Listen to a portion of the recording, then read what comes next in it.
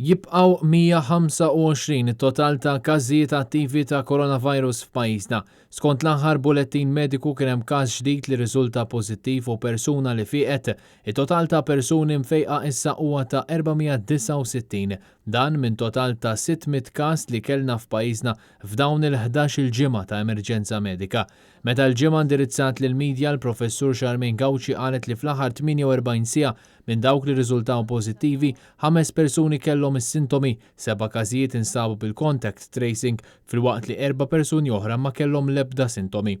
Fost dawn hemm persuna ta' 85 sena li għandha mart kroniku iżda tinsab f'qagħda tajba. Bdejna bil-tieni fażi ta' rilaxx ta' ċertu miżuri aħna qegħdin nibqgħu insaħħu l-testjar tagħna bħalma taraw in-numru ta' testijiet li qegħdin nagħmlu dejjem qiegħed jiżdied għaliex aħna rridu nkunu żgur li nkunu nafu eżatti x'inhija s-sitwazzjoni fil-popolazzjoni tagħna. Il-professur Gauci spjegati li preżentament 8 persuni jinsabu fl-isptar Boffa, 6 persuni fl-isptar St. Thomas, 6 persuni fl-isptar Mater Dei u 5 persuni f'Caringrek.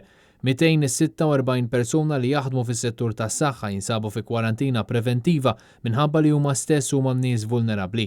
Dan fil-waqt li 77 healthcare worker kellhom espożizzjoni għal virus u jinsabu fi kwarantina. Is-Soprintendent tas-Saħħa Pubblika kienet qed twassal dan il-bulettin mediku fil-jum illi fih l-awtoritajiet komplew naqsu l-miżuri restrittivi. Kull min ħajibda jutilizza dawn il-servizzi ta' rilaxx issa li propju bdew millum, importanti li kulħadd isegwi l-mezzi ta' mitigazzjoni li għamilna aħna. Għaliex dan huwa importanti għaliex hekk aħna tkun tista' tibqa' miexi u ma jirriżultax f'sitwazzjonijiet fejn jistgħu jibdew jiżdiedu l-każijiet. Intant fid-dawl tal-aħbar imxandra fuq diversi siti tal-aħbarijiet li mit-tnejn li ġej se jibdew ikunu permessi żjarat fid-djar tal-anzjani b'regolamenti ċari, Net News staqsejna lill-professur Gauci jekk dan kienx aċċettat mill-awtoritajiet tas-saħħa, madankollu bqajna mingħajr risposta. U minkejja n-numri baxxi fl-aħħar 24 siegħa, Charmaine Gauci waslet dan l-appell biex kulħadd iżomm il-kawtela.